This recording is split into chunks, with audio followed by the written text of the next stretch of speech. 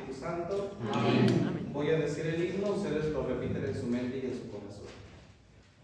Mentes cansadas, manos encallecidas, labriegos al fin de la jornada, jornaleros de tu viña, venimos, Padre, atardecidos de cansancio, agradecidos por la lucha, a recibir tu denario. Llenos de polvo, el alma hecha jirones, romeros al filo de la tarde, peregrinos de tus montes.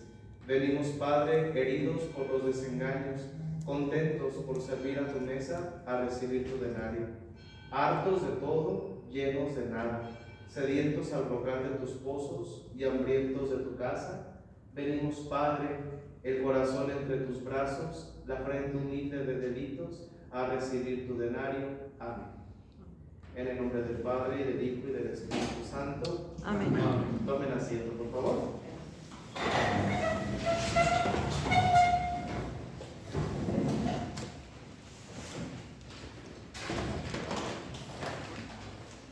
Ok, vamos a la página 14, por favor.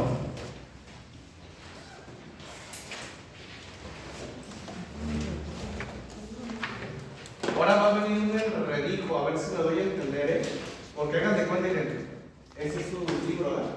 Y yo hice anotaciones en azul porque hay cositas así que hay que explicarlas. Entonces, a ver si voy a tratar de ser claro. Si no me entienden, vuelvo a explicar sin problema. ¿Sale? Okay. Vamos a la página 14. Estamos en el tema de los salmos. Hemos dicho muchas veces y lo volvemos a repetir para que quede bien grabado en la cabeza que el autor principal de los salmos es David, ¿verdad? Y que los salmos están divididos en ¿cuántos libros? 5 libros. Cada uno de esos libros de los salmos termina por una parte muy peculiar que se le llama doxología, que quiere decir dar gloria o dar alabanza a Dios. Del libro 1 al libro 4, todos terminan con una doxología, a excepción del libro 5. El libro 5, todo el Salmo 150 es la doxología final de los salmos. ¿Cuántos salmos existen?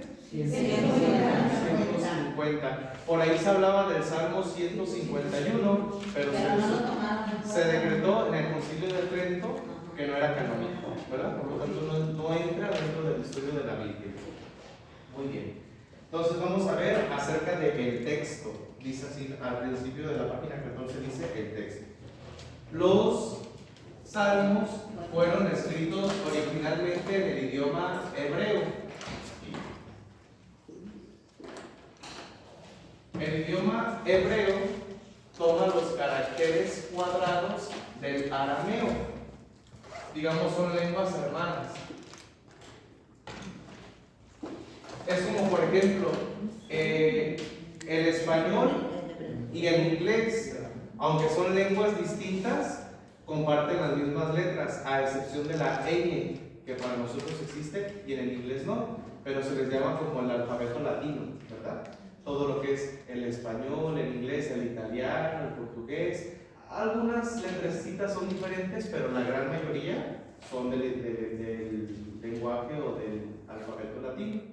Por ejemplo, si nosotros queremos escribir en chino, no usamos el alfabeto latino, utilizan los caracteres chinos especiales, igual el japonés, sus alfabetos distintos y demás.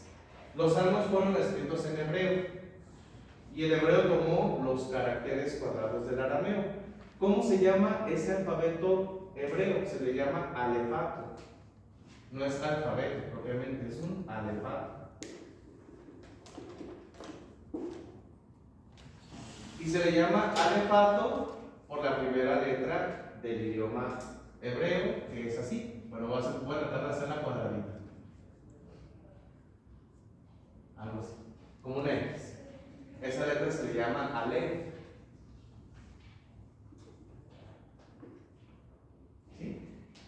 No es la A de nosotros. Acuérdense que los hebreos no tienen vocales, son puras consonantes. La letra Aleph es una letra comodín, que no tiene vocal. Eso será como la H muda para nosotros, pero existe, ¿verdad? Como es Aleph, entonces alefato, ¿sí? y es el idioma. Por ejemplo, nosotros a nuestro alfabeto le decimos abecedario, ¿verdad? Porque empieza ABC, abecedario, ¿verdad? O le llamamos alfabeto por el griego, alfa, beta, ¿verdad? Que son las primeras dos letras, alfa, beta, gamma, delta, alfa, beta. Entonces, el hebreo es el alfabeto, los tomó de los caracteres arameos. Los salmos, aunque fueron escritos en este idioma, nosotros los tenemos de alguna manera completos, no solamente en hebreo y en arameo, sino en griego. ¿Se acuerdan ustedes que hubo una traducción bíblica muy importante del hebreo al griego que se le llamó la traducción de los 70 o la Septuaginta, ¿verdad? Entonces, los salmos los tenemos en griego por la traducción de los 70. Dentro de el hebreo y el griego hubo por aquí, digamos, también una tercera fuente de traducción que son los textos masoréticos, ¿sí? Vamos a ponerlo así. Textos masoréticos. Los textos masoréticos es la versión hebraica del Tanaj. A ver, versión hebrea del Tanaj. Recordamos que el Tanaj es la Biblia judía. Recordemos que el Tanaj tiene tres partes, ¿verdad? La Torá, los Nevi'im y los Ketubim, ¿verdad? Que son la ley, los profetas y los otros escritos, como los sapienciales que estamos estudiando, como los salmos, ¿sí? Entonces, los textos masoréticos es la versión hebrea de todo ese conjunto. Los textos masoréticos más o menos se escribieron entre los años 500 al 1000 después de Cristo.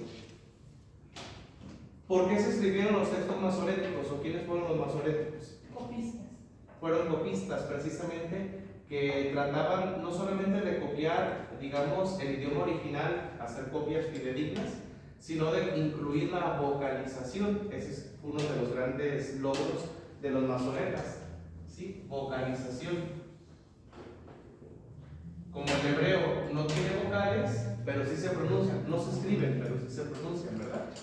Por ejemplo, Torah tiene la O y la A, pero no se escribe ni la O ni la A, nomás se escribe la T, la R y la H. Entonces, ¿cómo pronunciábamos Torah? Bien podrían decir Tirá, o Tará, o Teré, o Toró, o lo que sea. Entonces los masoretas empezaron a poner puntitos, o comitas, o signos que les ayudaban a las personas a pronunciar el hebreo como se escuchaba. Entonces crearon una serie de vocales, vocales cortas y vocales largas, ¿sí? Para nosotros en español eso es un poco complicado, porque nosotros solamente tenemos 5 vocales, A, E, I, O, U, y ya. Por ejemplo, en el inglés no, en el inglés tienen las 5 vocales del español, más las 5 vocales inglesas, ¿verdad? La A es A, E, I, O, U, ¿verdad? Entonces a veces usan unas, a veces usan otras. En el inglés es un poquito más amplio.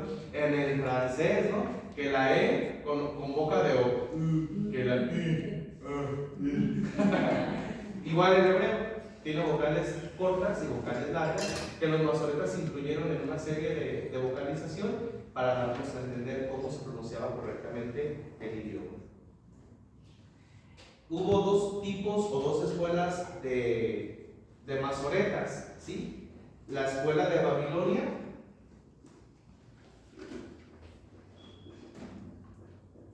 y la escuela de Palestina. Quiere decir que incluso en la copia de la Biblia, del Tanaj, de la Biblia hebrea, incluso hubo variaciones entre los masoretas que no se podían poner bien de acuerdo en algunas pronunciaciones o de algunos textos. Entonces tenemos estos dos grandes, digamos, corrientes de los mismos masoretas, los de Babilonia y los de Palestina, ¿sale? Entonces los salmos también fueron escritos por los masoretas con todas estas añadiduras. ¿Por qué el libro nos presenta digamos, todo esto? Para que nosotros entendamos que como son, ¿cómo decirlo?, canciones hebreas tan antiguas, con el paso del tiempo pudieron haber sufrido modificaciones. Esa es como la intención de mostrarles todo esto. Siempre que una palabra es traducida a otro idioma, pierde fuerza, ¿verdad? O va perdiendo, digamos, la esencia de las cosas, o va perdiendo como ciertos detalles que en el original se decían, y poco a poco se va como desvirtuando o cambiando un poco el sentido, aunque la esencia general sigue siendo la misma. Bueno, aquí por ejemplo hablamos, bueno, eso es de la versión hebrea. De la versión griega,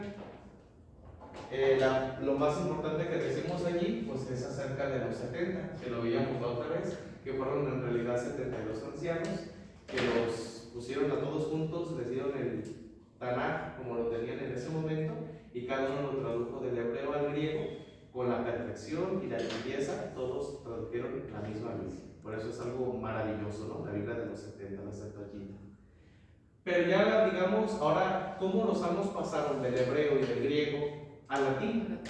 Que sería el siguiente paso importante, porque el mundo empezó a crecer, ya no nomás era Israel y Palestina, no era el imperio griego, sino que llega Roma, el imperio romano, llega la cristianización, llega la partición de la tradición judía, muchos judíos se convierten en el cristianismo, y entonces empieza a expandirse tantísimo que necesitamos que la gente llamada gentiles, como San Pablo los llama, el apóstol de los gentiles, empiece a conocer la palabra de Dios, pero en su lengua original, en su lengua natal de ellos, en el latín, como era todo el imperio romano. Entonces era un reto traducir del griego o del hebreo al latín. Aunque nosotros sabemos que San Jerónimo hizo la Vulgata, bueno, vamos a ver de dónde se basó San Jerónimo, porque también tuvo ayuda de otras personas para poder hacer esa obra maestra. Vamos ahora con la versión latina. Esto ya lo puedo borrar, ¿verdad? Sí.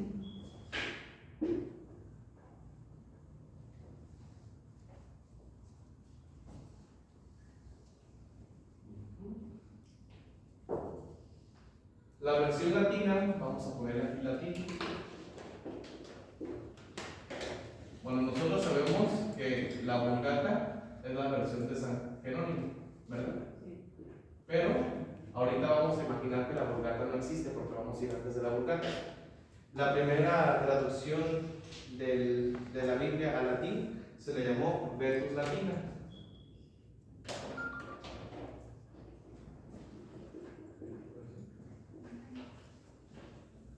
Vetus significa fiel, ¿verdad? De hecho, hay una corriente dentro de la Iglesia Católica, bueno, no corriente, más bien como una congregación que da las misas en latín. Ahí en Nuestra Señora del Pilar, la Fraternidad de San Pedro, y se le llama la misa del Vetus Ordo, que quiere decir del ordo o del orden anterior o antiguo, se da en latín, y el Novus Ordo, que es en el que estamos ahora después del concilio, que la damos la misa en español. Vetus significa libro, ¿sí? Entonces Vetus Latina quiere decir la primera traducción o la traducción antigua. También se le conoce como Itala.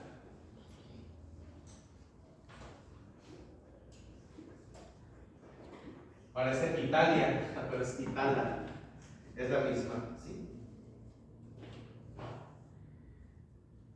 ¿Cuándo se hace esa traducción? Se aproxima alrededor del siglo II después de Cristo, a mediados del siglo II. ¿Sí? Esa es la fecha de la traducción. No tenemos como tal la Itala en físico de decir, miren, esta fue la traducción exacta que en ese tiempo se llevó. No, solamente la conocemos porque algunos manuscritos se preservan. ¿Cómo se preservan? Sí, se preservan. Sí, se preservan, ¿verdad? Sí. Algunos manuscritos. Acordémonos que los libros anteriormente como tal no son como ahora, que tienen su lomo, que tienen su pasta dura, sino que se iban haciendo en pedacitos. Entonces, ahora vamos a traducir el Cantar de los Cantares, ahora vamos a traducir Génesis, ¿verdad? Entonces se iban llevando por manuscritos esas traducciones. Algunos de esos manuscritos se conservan de la Itala o de la Vetus Latina, pero también tenemos referencias en los padres de la iglesia.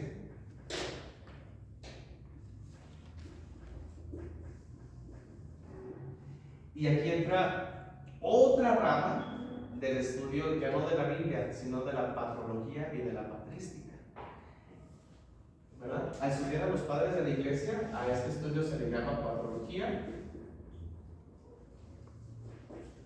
y patrística.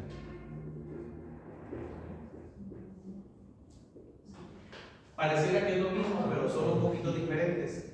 La patrología estudia las obras de los padres de la iglesia y la patrística estudia la vida y el contexto histórico de cada uno de los padres de la iglesia. Es la diferencia entre patrología y patrística.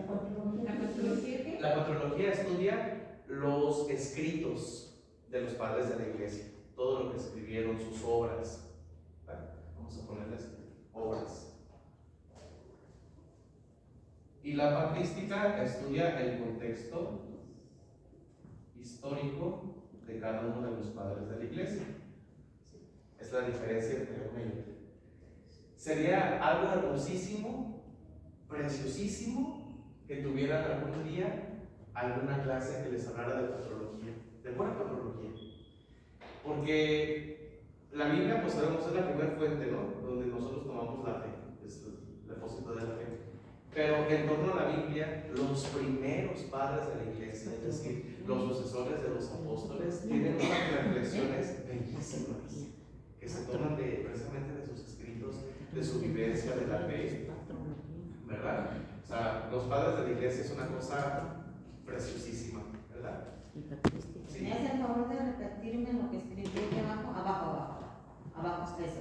El contexto histórico de cada uno de los padres de la iglesia, por ejemplo, orígenes, dónde nació, dónde vivió, qué emperador había en torno, qué lo motivó a escribir, por qué lo escribió, cuáles fueron sus antepasados, etcétera, ¿verdad? Todo lo que conlleva en torno alrededor del padre de la iglesia.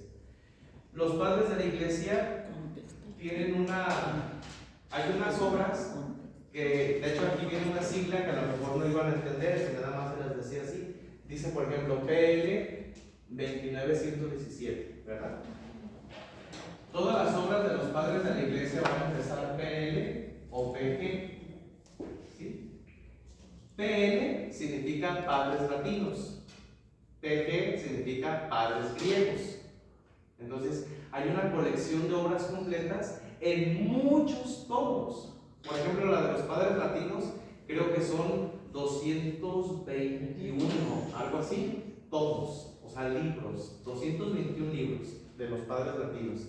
Entonces, por ejemplo, ahí nos va a hablar ahorita de que San Jerónimo mencionó que se había equivocado. Bueno, te lo voy a explicar. En la PL 29117, por ejemplo, quiere decir, en la colección de padres latinos, en el tomo 29, en la página 117, nos explica por qué.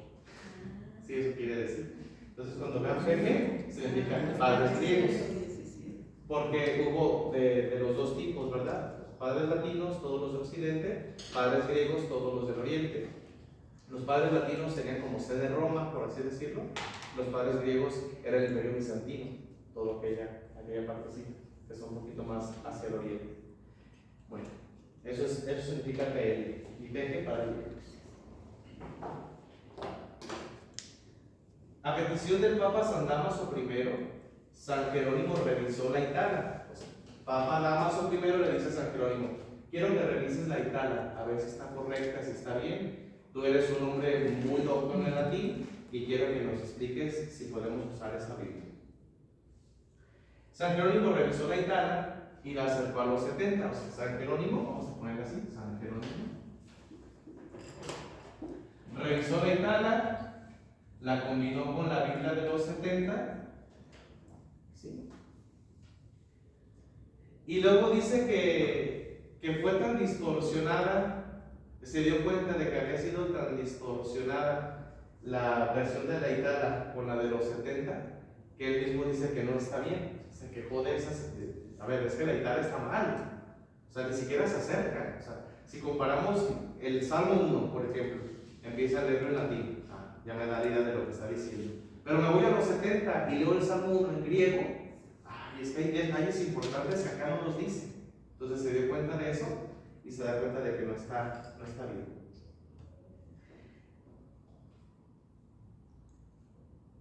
Entonces, el Papa le dice, ok, si no está bien, haz un estudio nuevo.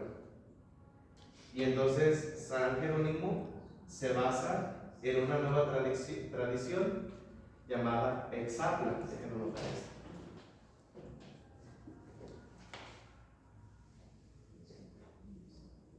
¿Han escuchado hablar de Exapla? No.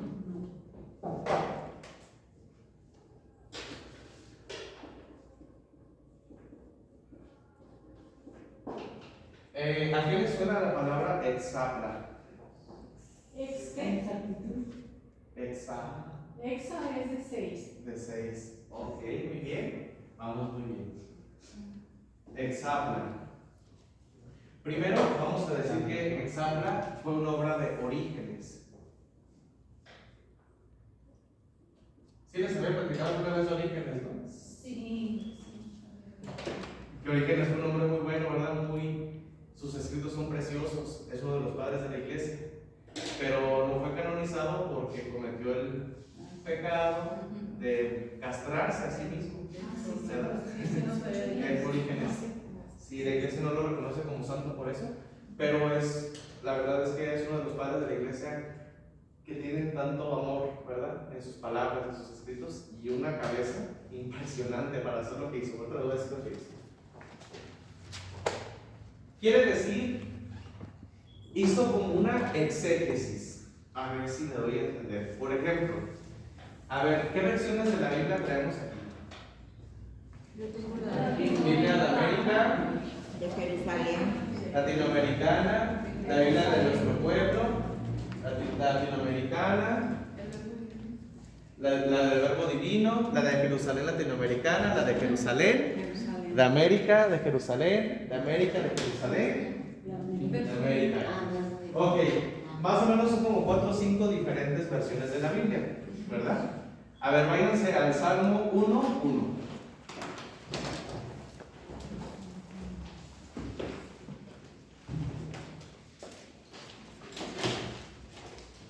Por ejemplo, alguien que tenga la Biblia latinoamericana, ¿qué dice 1:1 en la latinoamericana? Feliz el hombre que no sigue el consejo de los malvados. Esa es la de América, ¿no?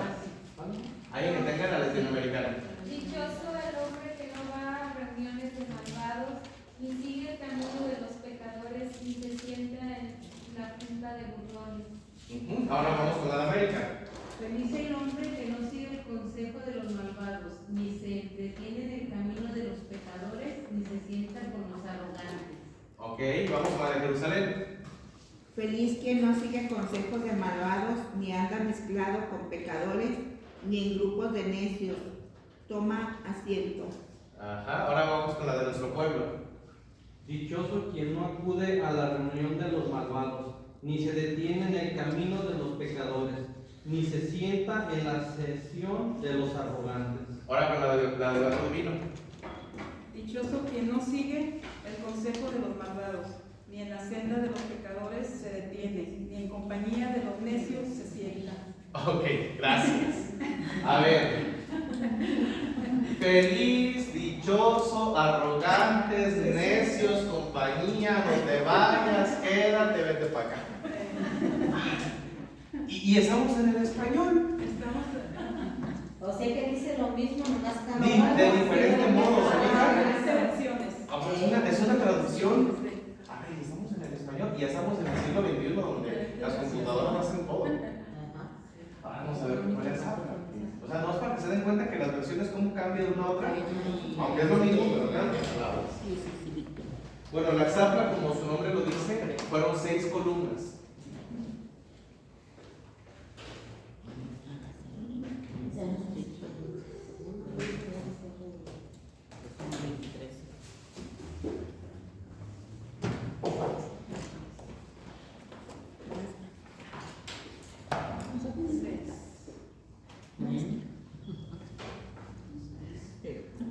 Seis columnas.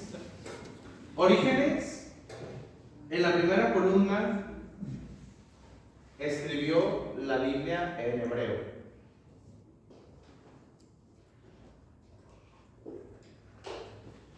La Tanaj, ¿verdad?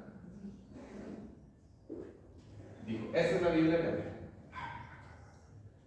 En la segunda columna, junto a esta, o sea, si por ejemplo empezó Génesis 1:1, ¿verdad? Bereshit, bla, bla, bla, bla, bla, bla, bla. En la columna número 2, escribió la Biblia en hebreo, pero con letras griegas.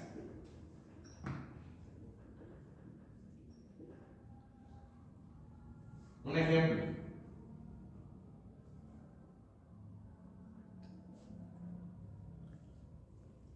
Ahí está. Bereshit.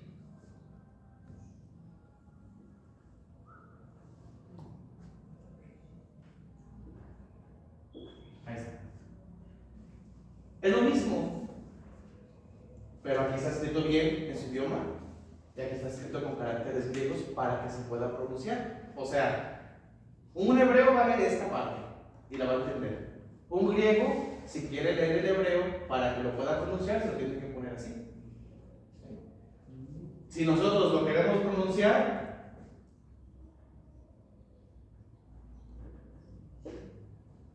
¿verdad? Hagan de cuenta que sería así. Es como si fuera el griego, perdón, el hebreo, el hebreo, pero con letras en español, para que lo pudiéramos pronunciar. Sí, pero él lo escribió en griego. O sea, imagínense, a ver, imagínense, escribir toda la Biblia en hebreo. Y luego escribirla en hebreo, pero con caracteres griegos, de decir, a ver, ¿cómo se dice ahí? Para que lo pueda pronunciar. Imagínense. O sea, que esa va a ser la tarea final. Y luego, en el número 3, en la tercera columna, o sea, van a la par. La tercera columna escribió la versión griega, ¿sí? La versión griega de la Biblia, pero la versión griega de Áquila de Sinope, que era una de las versiones griegas anteriores a los de los 70. O sea, era una versión conocida de Áquila de Sinope y él la escribió allí. Tercer columnas, la transcribió. No es ahorita. Control E, Control C, Control V. No es tiempo. Era escribirlo a mano, todo. Siguiente columna. 4. Otra versión griega de Símaco, el elionita.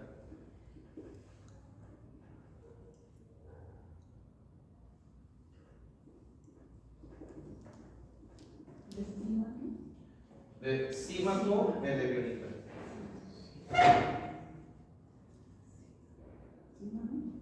Así se escribe, Símaco, el elionita. Ese fue en la 4. En el número 5, la Septuaginta, la de los 70, en la columna número 5. Toda la traducción la escribió, la copió. Y en el número 6, la versión griega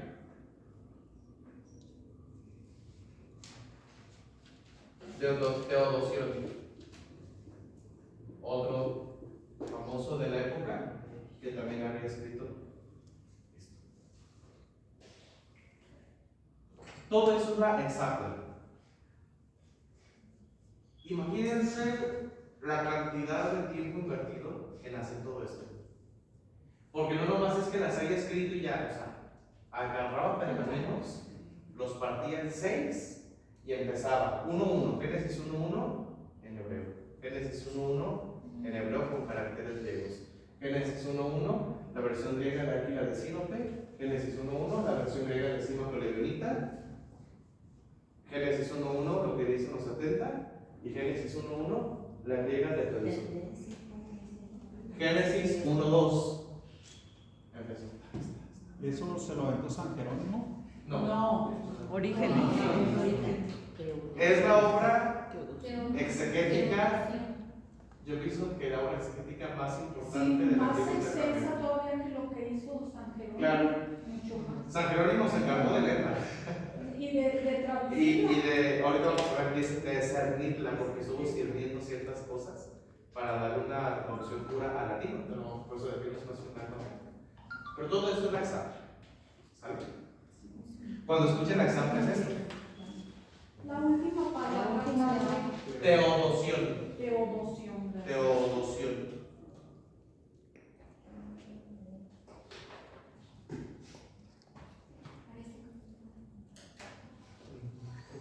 Aquí dice, por ejemplo, en el libro, San Jerónimo trabajó cuidadosamente en Belén antes del 392 a.C. Vamos a hablar de San Jerónimo.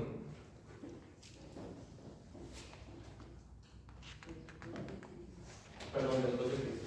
392 después de Cristo. ¿Qué hizo San Jerónimo? Marcó con asteriscos las partes del texto hebreo que habían sido omitidas por los 70. ¿Sí? Entonces aquí en el hebreo, San Jerónimo lo llenó de asteriscos. Es decir, esta parte aquí, ojo, porque la de los 70 no los tiene. Entonces es importante que no se les vaya a pasar, porque aquí sí viene y en los 70 no, se perdió con el tiempo.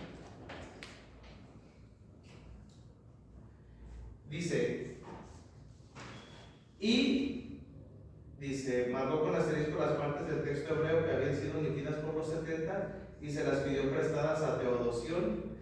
O sea que Teodoción sí las tenía, ¿verdad? Sí las tenía, aquí no. Y como aquí sí las tenía, aquí no, se dio cuenta de que también ahí estaban y por eso las marcó con asterisco. Y dice, y marcó con el óvelus, ¿verdad? Yo estuve investigando un poquito esa palabra, óvelus o ovelus. Y me parecía que el ovelus era un signo que más o menos es una crucecita, o también se puede poner como el signo entre para nosotros. Ese es el ovelus, uno de esos dos. Y marcó con ovelus las partes de los 70 que no estaban en el texto hebreo. O sea, acá puso asteriscos, los que no hacían acá, y en los 70 puso ovelus, donde esta aquí viene, pero acá no.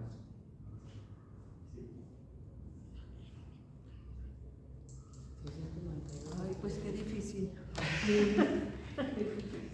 Si imaginarnos era que nos hace difícil, van a hacerlo. Wow. Imagínense, no tenían wifi ni nada, no tenían ni que perder, no tenían TikTok ni nada. Todas esas marcas fueron importantes, pero con el tiempo se fueron ignorando, ¿verdad? Pero todo esto a él le sirvió muchísimo, todo lo que él hizo de estudios, para darse cuenta de una versión completa de la Sagrada Escritura. Y sobre todo, se inspiró mucho en la traducción de Símaco Leonita. Esta traducción se le hizo que estaba muy completa, entonces se inspiró en toda la exarla, pero puso mucho cuidado en esta, para así nacer la Vulgata.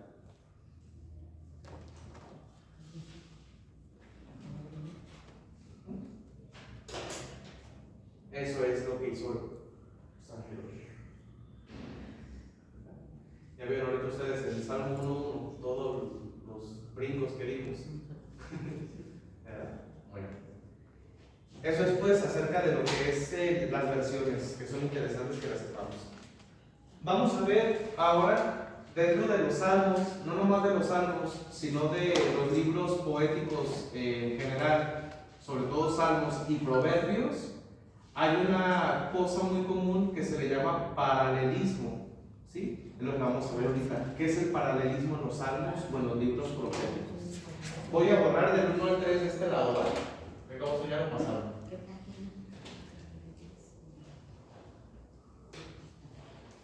La 15. ¿Qué es el paralelismo?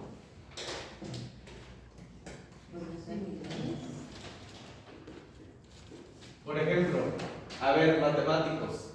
Ahí va. ¿Cómo se llaman estas líneas? ¿Eso es qué?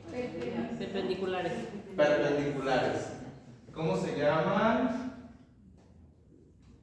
estas líneas?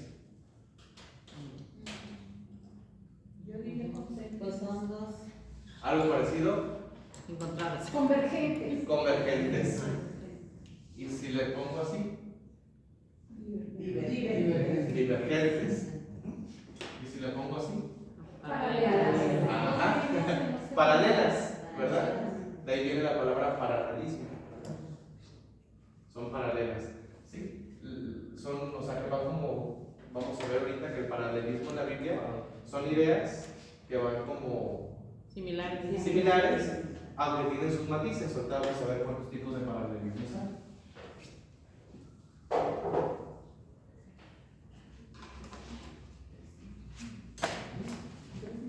Hablamos de paralelismos esencialmente en tres categorías.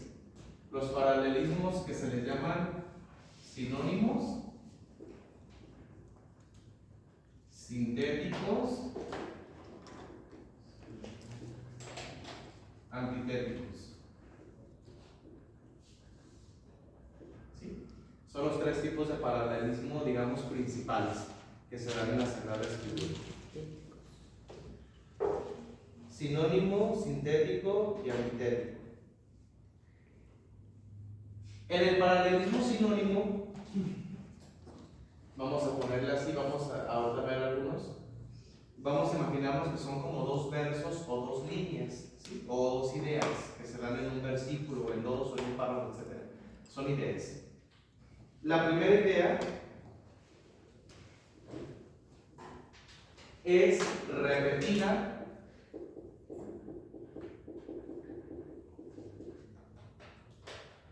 en la segunda idea, pero con diferentes palabras. Eso sería un paralelismo sinónimo. Por eso es sinónimo, porque se repite, es lo mismo, pero con diferentes palabras. Vamos a ver un ejemplo. Salmo 24:1. Y alguien que busque 93:3.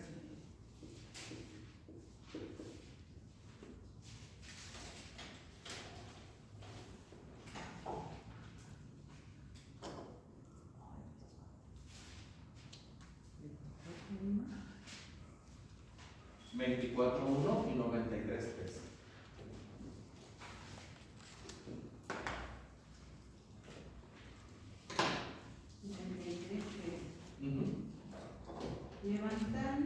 Levantan los ríos, Señor, su clamor, levantan su fragor. Así dice nomás. Sí. Levantan los ríos, su clamor, Señor, Señor, su clamor. levantan su fragor. Ajá, ahí está. Levantan su clamor, levantan su fragor. O sea, estamos repitiendo la misma idea, pero con diferentes palabras. Por eso se llama paralelismo sinónimo. ¿Y el 24:1 qué dice? Del Señor es la tierra y lo que contiene, el mundo y todos sus habitantes. Ahí está. Del Señor es la tierra y lo que contiene. La tierra es sinónimo de mundo. El mundo y todos sus habitantes. Pero otros dirán el orbe y todos sus habitantes. ¿Verdad? Es lo mismo. ¿Se fijan? Por eso se llama sinónimo. Ahora vamos con el sintético.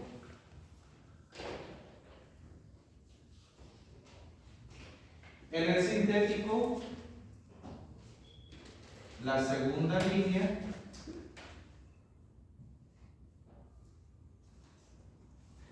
agrega un pensamiento o una idea a la primera idea, o a la primera línea, perdón, o viceversa. Quiere decir que la primera línea puede agregar un pensamiento a la segunda línea. Se pone de esta manera porque, digamos, vamos leyendo el texto, leemos la primera idea, pero la segunda agregó un pensamiento a lo que ya habíamos dicho, ¿verdad? Van como de la mano. La palabra sintético viene de síntesis, es decir, vamos haciendo una síntesis de una cosa, de otra, vamos como añadiendo más cosas al salmo. Vamos a poner un ejemplo.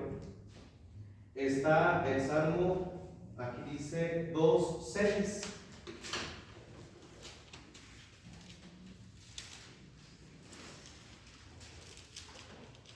O también 84:10.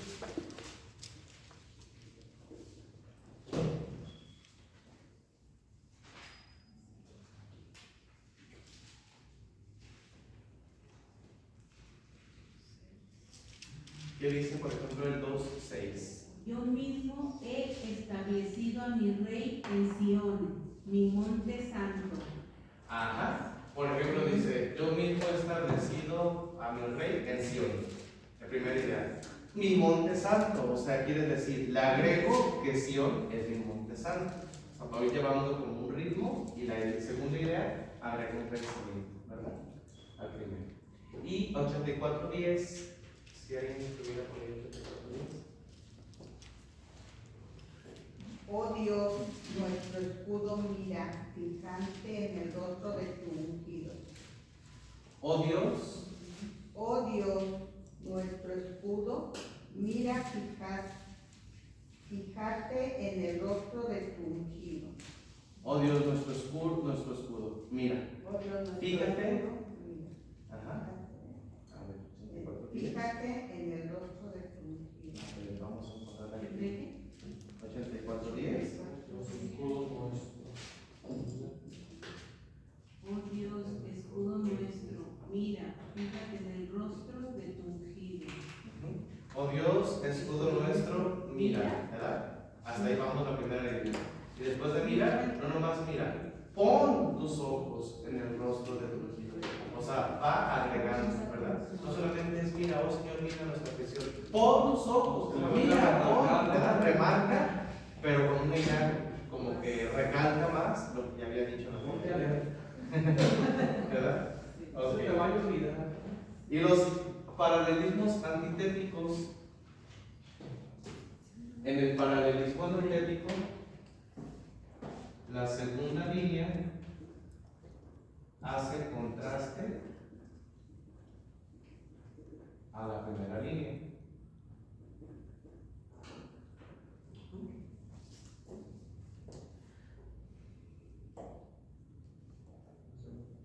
Esto es más común en el libro de los Proverbios, nos aclara aquí el libro, que los paralelismos antitéticos son más comunes y tiene razón, porque en el paralelismo antitético se contrasta, ¿verdad?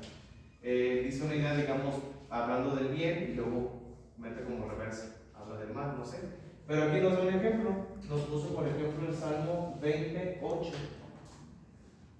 20, versículo 8. A ver, vamos a ver qué dice, a ver si le logramos sacar el paralelismo.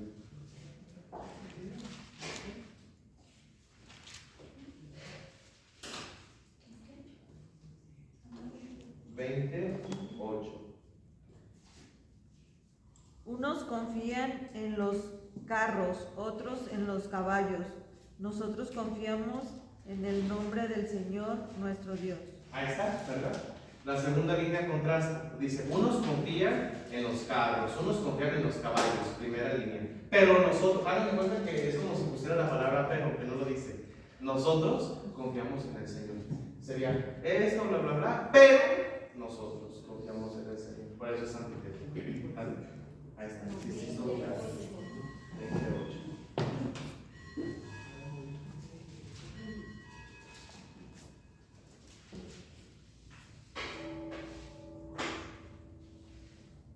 Bueno, y nomás saber que esos tres tipos de paralelismo, sinónimo, sintético y antitético, pueden ser interno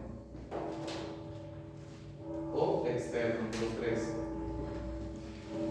Es decir, puede ser sinónimo interno, sinónimo externo, sintético interno, sintético externo, antitético interno, antitético externo.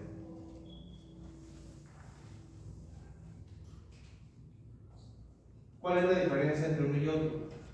El interno generalmente se da en el mismo versículo. Vamos a ponerlo así.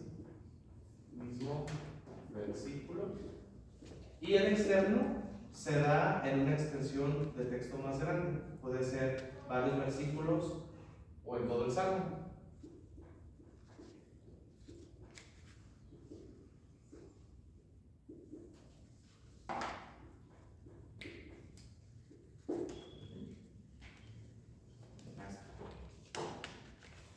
Bueno, ya si Dios quiere, la siguiente semana seguimos con nosotros para leernos.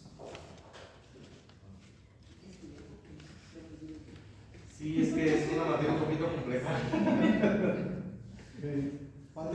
Varios versículos y todo el Todo el salmo. es la diferencia entre el interno y el externo. ¿Verdad? Bueno, pues vamos a rezar. Pónganse de pie, vamos a seguir con la liturgia. Lo voy a decir yo y ustedes van a repetir la estrofa, la antífona. La antífona es: no podemos servir a Dios y al dinero. No podemos servir a Dios y al dinero. Oigan esto todas las naciones, escúchenlo habitantes del orbe, plebeyos y nobles, ricos y pobres. No podemos servir a Dios y al dinero. Mi boca hablará sabiamente y serán muy sensatas mis reflexiones. Prestaré oído al proverbio y propondré mi problema al son de la cítara. No podremos servir a Dios y al dinero. ¿Por qué habré de temer los días aciagos cuando me cerquen y me acechen los malvados que confían en su opulencia y se jactan en sus inmensas riquezas, si nadie puede salvarse ni dar a Dios un rescate? No podemos servir a Dios y al dinero. Es tan caro el rescate de la vida que nunca les bastará para vivir perpetuamente sin bajar a la fosa. No podemos servir a Dios y al dinero. Mira, los sabios mueren, lo mismo que perecen los ignorantes y necios, y legan sus riquezas a extraños. No podemos servir a Dios y al dinero. El sepulcro es su morada perpetua y su casa de edad en edad, aunque hayan dado nombre a países. No podemos servir a Dios y al dinero. El hombre no perdura en la opulencia, sino que perece como los animales. No podemos servir a Dios y al dinero.